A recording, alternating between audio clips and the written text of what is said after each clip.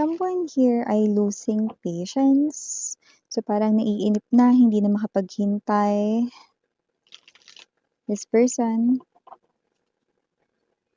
has lots of fire for you. Passionate is. But I'm seeing grayish na color of the energy. So, this person here could be someone here na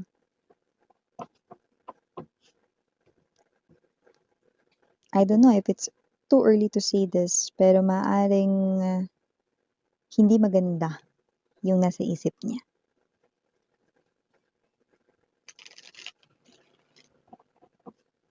He or she could be working on something here, like a plan. I just saw the 8 of coins.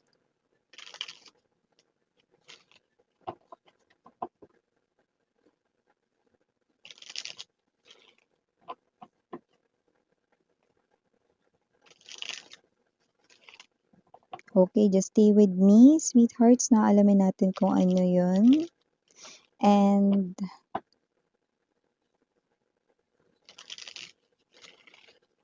kung ano yung mga iba pang mga informations na nakapaloob dito.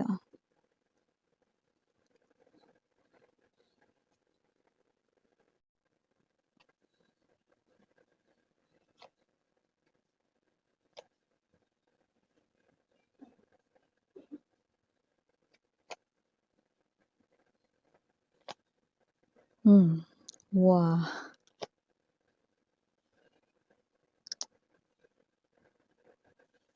Sara Mania.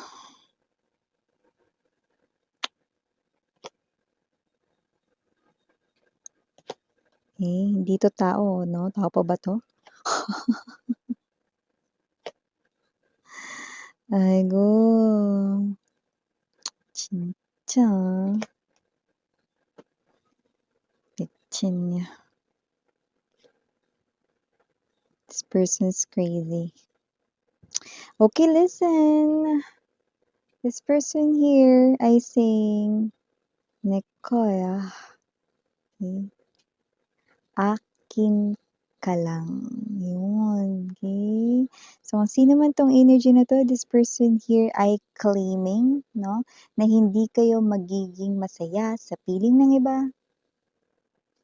Okay, sorry about that commercial mga babes. No, ituloy na natin yung ating pinag-uusapan dito. So, yun nga, na this person here, no, you can't be happy with someone else because this person here will not allow that. Hindi niya daw yun papayagan, hindi daw yun mangyayari. Justice is in reverse and the emperor ay nakatalagang upright position dito, no? So, this person here happens to be your ex. There's a strong past na nagko-connect sa inyong dalawa at hindi pa siya nakaka-detach dito sa inyo. This person feels like, no, unfinished business pa ito. Okay, kayong dalawa raw dito, no, even though this person here had left you behind before or nagkaroon rito ng separation, this person here ay saying no because you only belong to him. Wala ka raw ditong ibang pwedeng paglagyan kundi sa kanyang tabi. Wow, 진짜.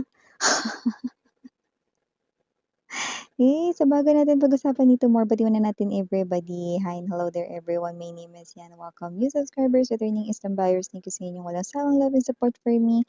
At kung hindi niyo pa knows, meron pa po tayo na main channel. Ang link niyan down below lang sa ating description box. Kaya kung interesado, i-click lang po iyan para makarating po kayo there. In araw-araw ay nag-upload po tayo ng collective readings for all signs doon. No? Kaya kahit na anong zodiac sign ninyo, pwede po kayong manood at makinig.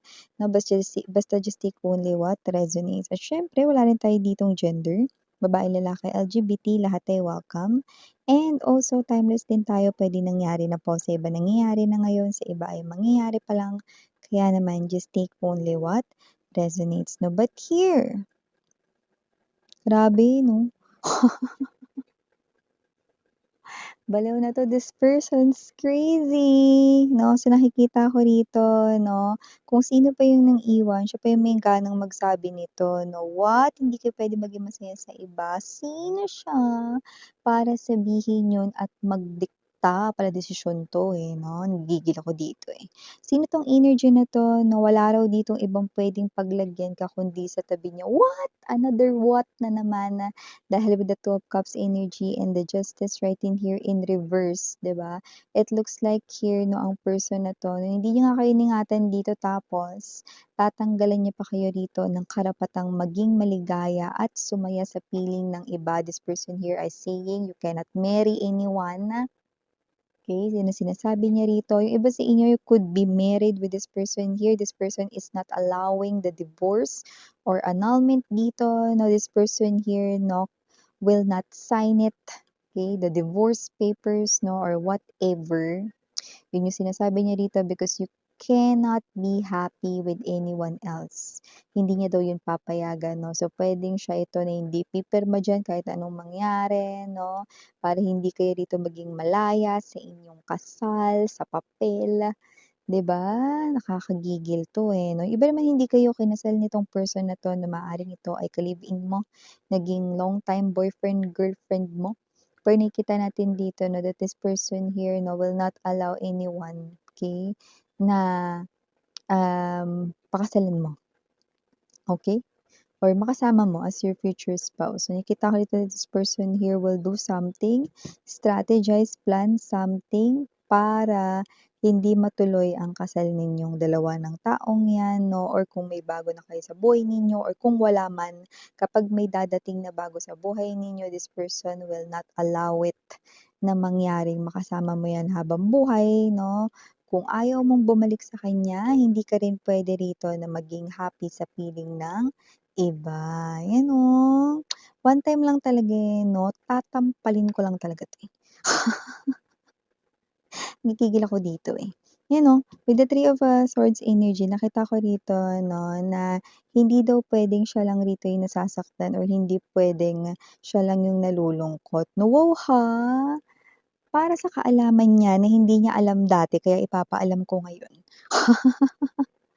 Nasaktan siya nung inabandona ka niya, nasaktan ka nung inabandona ka niya, nung iniwan ka niya, 'di ba? Hindi ba't isang fair and square lamang ngayon na siya naman yung masasaktan kung sakaling naka-move on ka na at magmo-move forward ka na sa isang bagong relationship sa buhay mo? Ay go, this person here na it looks like hindi niya dito naisip yon at hindi niya din nilalagay ang kanyang sarili sa iyong sariling shoes, 'di ba? So, nakita natin dito that this person here with the Three of Wands energy 'no, nakikita ko rito 'no, na yes, okay, makikialam siya rito 'no, sa future mo rito lalo na kung may kinalaman sa love life. Nakikita ko rito na wala naman siya ritong papakialaman na ibang bagay 'no, sa trabaho mo or sa iyong ritong pinansiyal, basta yung love life lang talaga. Dito. Matindi talaga 'to 'no. So with the Four of, Coins energy, this person here will not let you go. That is what this person here is saying, 'yan 'no.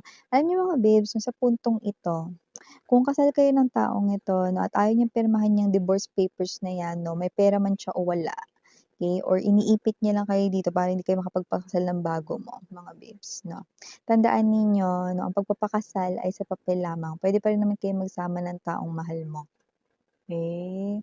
So, whatever the case may be, itong tao na 'to na ginagawa niya 'yan, 'di niya ba alam na kakaipit niya sa ganyan-ganyan niya 'no?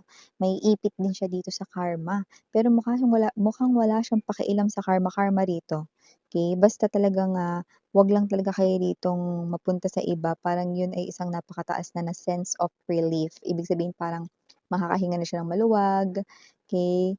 Dahil wala ritong iba rito 'no, na nasa tabi mo, wala ritong ibang, humahag ka na humahalik sa'yo 'no, yumayakap, 'yan 'no. Kasi ayaw niya yung makita, yun ay isang hindi magandang sight or paningin or sight sa kanyang paningin 'no.